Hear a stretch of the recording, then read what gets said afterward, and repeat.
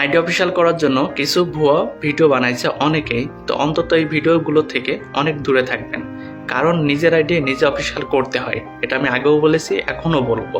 অন্তত কোনো এজেন্সির কাছে আইডি জমা দিবেন না, আর কোনো টাকা পয়সা দিবেন না।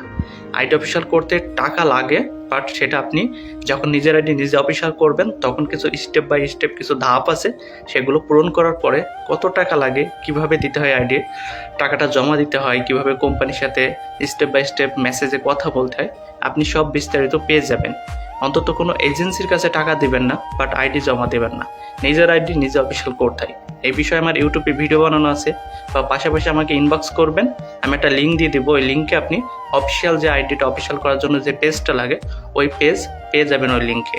তো চেষ্টা করবেন নিজেরা নিজের আইডি অফিসিয়াল করার। কোনো এজেন্সির কাছে আইডি অফিসিয়াল করা যায় না, কারণ একটা এজেন্সিও আপনার নিজের আইডি নিজে অফিসিয়াল করতে পারবে, পাশাপাশি আপনার থেকে কিছু টাকা